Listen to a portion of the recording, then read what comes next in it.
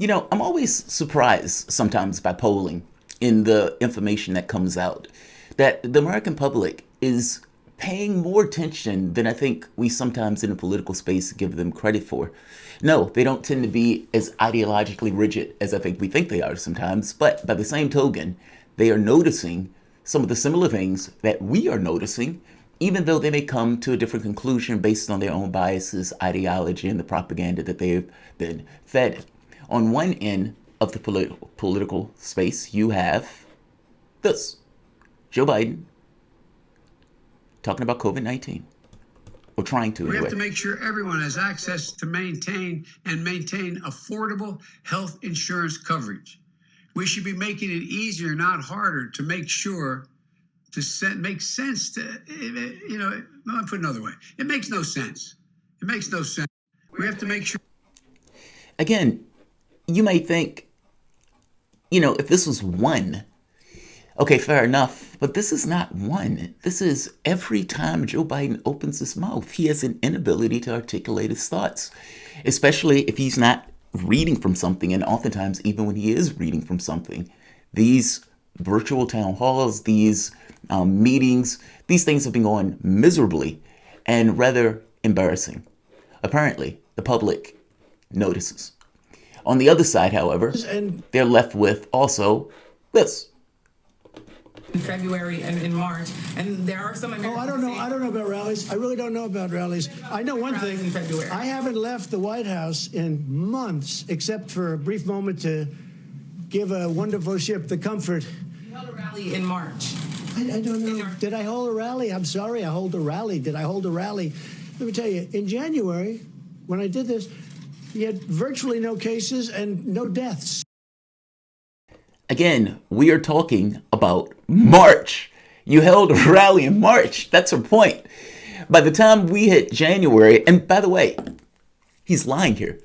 So Fauci, information broke by the Washington Post that the United States, because we don't give so much money to the World Health Organization, that we basically had Americans in the World Health Organization feeding accurate numbers to the White House of what was going on in China. Trump always knew how bad it was. He just didn't do anything about it, and he let it sit. Her point is, in the middle of a pandemic, you were holding these power rallies, and these rallies could have been focal points where this disease was spread to other points. And Trump is playing dumb on this. I haven't left the White House in months. This is what the people are stuck with. Somebody suffering from dementia, or somebody who is incompetent. And the public is now stuck with this unenviable choice of choosing between one of these two people to be their president of the United States.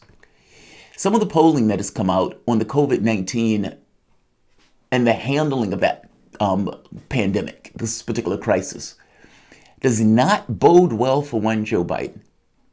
That's to put it mildly. Welcome to the Soapbox.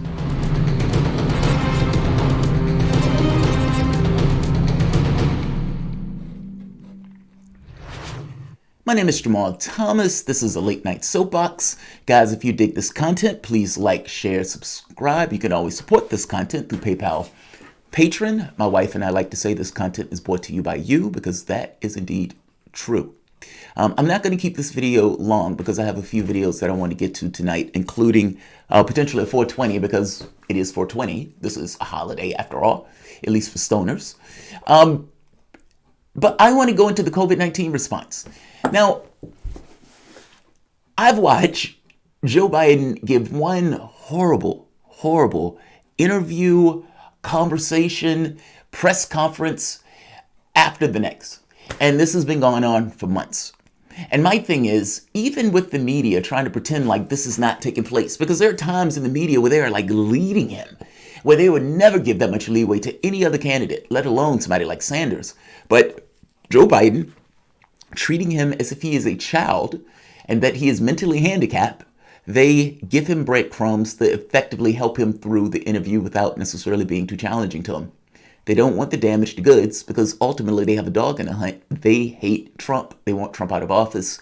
If Joe Biden is the guy to do it, they're going to touch him with kid gloves.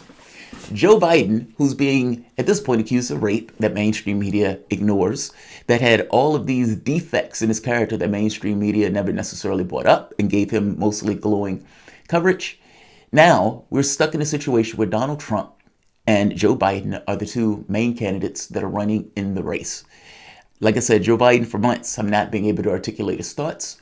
Trump has been having these daily press conferences that have just been basically propaganda outlets. But more importantly, my curiosity was always, does the public not see this? Like, certainly they can see a man that is potentially handicapped, or at the very least getting to that point. And certainly they're bothered by this. The public does see it. The issue here, though, is the public is making a distinction between whether or not they consider Joe Biden to be electable versus whether they believe Joe Biden is competent. That sounds like a weird distinction, because you would think that competence and electability would go hand in hand, but this is politics. Ultimately, their question is, who has the best chance of getting over the finish line? Whether Joe Biden is competent or not, to some degree, to some of them, they can convince themselves matter less. They can probably soothe themselves and appease themselves with this notion that Joe Biden is the typical candidate and the typical politician, just like Clinton, just like Kerry, just like Gore. Oh, right, all of those people lost. That last part doesn't necessarily get engaged. There's a certain propaganda and a certain implicit pressure that goes along with the Democratic Party, for the most part, just being in line with the Joe Biden. And in being in line, meaning the establishment, not the people who are in the party itself who makes those votes. I'm talking about the establishment itself. That the public looks at him and considers him just the normal Democrat, and considers Sanders to be the radical in this aspect. Meaning, in the oddest and the saddest depiction of politics that I think I've ever seen in this country, incompetence or competence has been utterly and entirely decapitated from this notion of electability, where electability is a thing unto itself that just runs in the wind as if it's utterly detached from anything else, in which case they will be okay with Biden. By the same token, if you ask those people questions on Joe Biden's competence, you get different answers. How do you think Joe Biden is faring in regards to his COVID-19 response in comparison to the other people who are in the race? This was a shocking poll. And when I thought about it, it wasn't that shocking at all. Because again, Joe Biden has been having one interview after the next that has been coming out like this. This is not a deviation from the way his interviews have been going. Sure, everyone has access to maintain affordable health insurance coverage. We should be making it easier, not harder, to make sure to make sense to. And by the way, it's not like he's saying anything. He's not saying anything. I mean, it's one thing if you say, hey, we need to have Medicare for all for each and every person to be sure that these people don't end up with bills in the middle of a pandemic. You should say that. That's something a little bit more provocative. That's something that raises ears. That's something that gets people interested. This is nothing. That doesn't get people interested at all. That's just saying the basic, we need test equipment. Yes, Joe Biden, we need test equipment. We need to ensure that people can afford their medical bills. Yes, Joe Biden, we need to ensure people can pay their medical bills. No shit. It doesn't mean anything. It's the boilerplate. And it's boring boilerplate that doesn't necessarily dig into anything. You have this man who has nothing to say, nothing to offer, going up against Trump, who basically is just a showman at this point. The polling bears that out. Because when you ask people the basic question of who do you think is handling the COVID-19 response the most, fortunately, the public believes the scientists. Thank you. Centers for Disease Control gets 69% trust. 13% we don't trust. Meaning those yahoos that are out there screaming about open the government, they are a significant minority. Loud, but a minority nonetheless. That is ginning up something to make it seem like there's an argument. There's no argument here. Your state governors, 66% trust, 20% distrust. Fauci, 60%. Honestly, I think the number should be higher. Fauci has been willing to literally contradict Trump, even as recently as yesterday, saying this liberate nonsense is a horrible idea that's going to backfire and get a lot of people killed. Cuomo, 46. Ooh, big drop, big drop. Donald Trump, 10 points less than Cuomo at 36. Fortunately, the public doesn't believe Donald Trump. Thank God. Thank God. That 36 represents basically the Republican base. So fair enough. Mike Pence, 35. Mike Pence is one less than Trump. But he's more trusted by like 20. Isn't that fascinating? Same administration. Look at Joe Biden, 26. 26. Let that sink in. Who do you trust more in regards to their handling of the COVID-19 crisis? Joe Biden, last person on the list at 26. If you want to know why, it's because of videos that have been coming out for weeks like this. The public may be willing to vote for you if you're on the ballot, especially if they're older Democrats and they just want to get Trump out of office. Fair enough. The younger voters are wishy-washy on you, meaning that the demographic that is least likely to show up to the polls are wishy-washy on you as a candidate. That's going to make getting elected that much more difficult. Even if you can get more votes, the more votes doesn't necessarily matter if those votes come out of California like they did before and you end up losing the electoral college. My point here is that response, meaning people looking at Trump and they're saying he's better at this than Joe Biden, is devastating. Consider for the moment what we know. Donald Trump's response in this has caused loss of life and has caused an inability for this country to respond going forward. 792,759 deaths. The next closest is Spain with 200,000. That number, infections, 42,514 deaths. That number is less than what that number actually is because we don't have the test kits. We don't have the ability to even know what that number actually is. That number and the people who have been dying actually might end up being higher. Also, add to this that Donald Trump has taken a particular policy, a PSYOP, basically making determination to make the public vulnerable, and in making the public vulnerable by not taking rational action of government, meaning getting rid of bills across the board, ensuring that people are getting like 80% of their paychecks going forward for X number of months, meaning getting rid of the incentives necessary for people to stay in home over the course of, let's say, 2 and 3 months while the virus blows over, while maintaining and bolstering the economy however you need. My main point is you need to make sure that people are whole. And part of that is we need to lower the transmission rate. We need to create an incentive for people to stay home. We're going to create that incentive by ensuring that those people are made whole as they stay home. Trump didn't do that. Trump, who's representing the interests of the 1%, wants to get people back to work, even if that means getting those people killed in the process.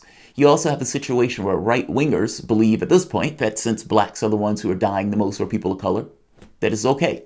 Now, that's not entirely true. We make up a small percentage of this population and a lot of whites are going to die. But from the standpoint of the reporting, it came across as people of color were the ones who were taking the hit. I don't think that's an entire coincidence that these right-wingers at this point have started going out saying we need to open it back up, we need to open it back up.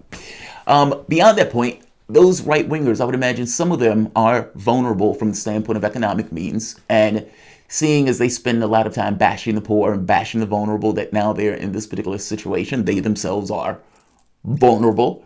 And the only way they can articulate it is their limited framework from which they understand satisfying needs, meaning work, meaning having the context where the government, even in the context of a pandemic, intersecting in our political and economic affairs, even within the context of a real event like a pandemic, their context of the world is still so narrow that they consider it a handout for them to stay at home and not get people killed. You have another group that are basically the owner class that is pushing Trump on this policy to make this policy that much more explicit to try to force these people out into the public, and who are also screaming, open it back up. You have another group who would follow Trump into a dark sewer with his zipper down and a bad smirk, in which case they're just unempathetic and they don't give a shit. They're lunatics. You have all sorts of people who are in this particular contingent. And yeah, these people are more likely than not going to get people killed regardless of their reasons for being out there within these protests. They're being manipulated by a right-wing media, Fox News, who's basically making two arguments hey, people die anyway, so this is not that bad. And look, it's worth it if we open up the economy. This virus is not as bad as they say it is, and we need to open back up the economy. And if people die as a process, that's just one of those things we're willing to accept, which is dovetailing with Donald Trump's argument that we need to liberate, but also with the policy, because the policy is the thing that's important. The policy is incentivizing people to take on a certain action that is going to get people killed, that is against their own actions or against their own interests. What I would point to you and point out that your ire is best spent at a government that is not attending to the welfare of the nation. And in the middle of a pandemic, it is against the interests of the nation for these people to take actions that will get other people killed. Just because you're not necessarily aware that you're infected doesn't necessarily mean that you can't go out infecting other people. That's a big fucking deal. The catch here, and the thing that's important to realize, though, is this is just a loud minority that, for the most part, is astroturf to go out there and make these arguments. And even if there are some people in that crowd that are absolutely vulnerable and absolutely need the economy opened up because they want to work again and make their needs, it is against the interests of the nation itself for that to take place. And the anger needs to be addressed at the administration and, honestly, the Democratic and Republican Party that effectively has failed to respond to this particular issue in any real and meaningful way. I am unclear on whether or not the Democratic Party is doing this on purpose to create pseudo-opposition with the understanding that Trump pursuing this quest. It's like if you and I are playing chess and I'm a better player than you. Let's assume. This was, let's say, in my heyday. And I notice that you are pursuing a course of action that I've looked a couple of moves in advance of where you left off. Maybe you looked 10 moves. Maybe I looked a little further. Maybe I even looked at it and say, there is no fucking way that works.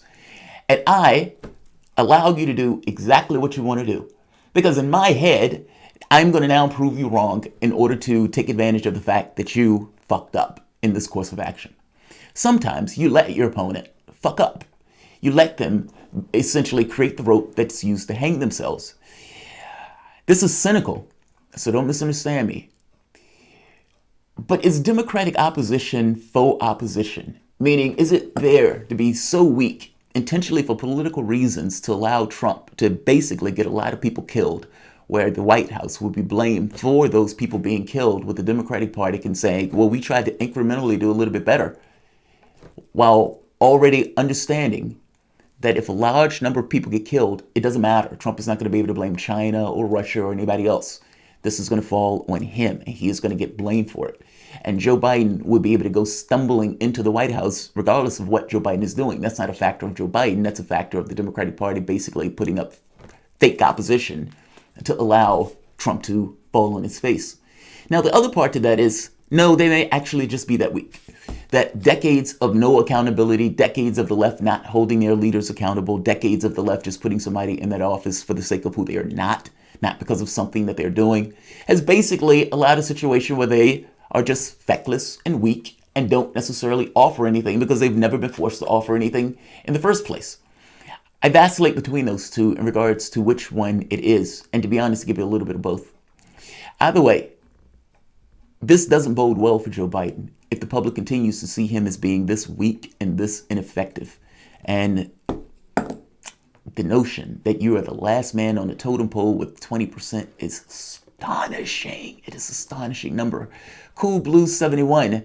For your information, since 2000, the party which won the United States popular vote for the U.S. House also won the U.S. president.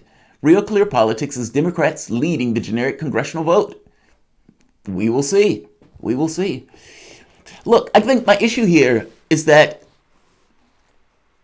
those rules are always true until they're not. And basically you have a situation where the coronavirus creates a quirk in all of this stuff. So I can't say as a foregone conclusion that Joe Biden is going to lose. All things being equal, if there was nothing going on, I would probably say Joe Biden would lose. Because I didn't think he would be able to gin up the enthusiasm necessary in order to get people to come out and actually vote for him. And not just vote for him, also go out there and march for him and call and phone bank for him and all this other stuff. Those are aspects of politics that I don't necessarily think he would be able to appropriate. And in an election, if you don't have a huge amount of turnout, I think the Democrat is at the weaker advantage. But you could be right, Cool Blue. I mean, all of this stuff is just prognostication. And I always add the caveat that with the COVID-19 thing, it's up in the air. Brent McKinney, United Healthcare made $3.5 billion in profits in the last 3 months. That's astonishing. Of the pandemic, while actively denying life-giving medications, and Pelosi wants to give them hundreds of millions more in stimulus. Your Democratic Party, ladies and gentlemen. I mean, this is your Democratic Party. But again, ask yourself, why are they that way? Why do you think Pelosi believes she can get away with that? Be honest. Engage this from the standpoint of being a lefty. Why do you believe that Pelosi believes she can give all of this money to healthcare? Understand, the majority of the population at this point, right, left, center, is for Medicare for all. The Medicare for all has gone up like 9 points since this pandemic has taken place. Despite that, Joe Biden says, if it passes, I will veto it. And Nancy Pelosi, in this particular situation, during the middle of a pandemic, is giving all of these, or trying to give all of this over to the insurance companies, as opposed to putting this in the context of Medicaid or expanding Medicare in order to cover all of these people. Why do they believe they can do that? Why? Ask yourself why. Why does the Democratic Party believe they can do that? Ask yourself another question. Why does the Democratic Party believe that they can attack you and treat you as Trump supporters in this election, even though your vote is essential to them getting elected? I would make the point to you that both of those things are exactly the same. Why do they think they can cheat you in 2016 and that you will still vote and back their candidate? I would point to you that all of the answer is always the same. You have nowhere else to go. They're able to cow you out of cowardice. And because they can cow you out of cowardice, they have this belief going back over the last 40, 50 years, that because you've always voted for them out of that particular argument, and you can be conned and browbeat into basically voting for any random hack Democrat that's up for office because of who they're not because of what they're doing, that Pelosi doesn't have to do anything different. You will vote for Pelosi just because she's a Democrat, not necessarily because of anything she's doing. Pelosi knows that. This is the level of politics that Pelosi is running. So she has no fear at all in the sense of any kind of reprisal or any level of accountability. You may be able to put somebody up. I think Shadid is running against her in the primary, but often it's difficult to take out a leader of the opposition in this particular way. But nevertheless, she feels and acts with a certain degree of impunity. That's the exact same reason that Joe Biden doesn't offer anything to you, because in his head, you're going to vote for him regardless. Without accountability, your demand means nothing. That is infinitely important for you to understand. The Democratic Party was willing to tank it all and give it over to Trump in order to stop Sanders. They understood Sanders would have ruled that party for a generation, and losing to Trump between the two mattered less. Their new strategy may just be to let it all these people die in order to try to get Joe Biden over the finish line by basically allowing Trump to pursue this particular course of action of allowing people to die in order to open the economy. I don't know. I would say this. Until you get accountability in your political process, and accountability means, yes, being willing to let them fail and let them lose, you have no leverage. You have no credibility. And until that takes place, you get nothing that you want. You get none of your wishes. You will continue to be maligned. You will continue to be marginalized. They will continue to treat you as they will. And you would have Pelosi, who continue to push policies that are antithetical to what the Democratic Party base, and basically the party as a whole at this point, wants. Like, share, subscribe. Thanks all.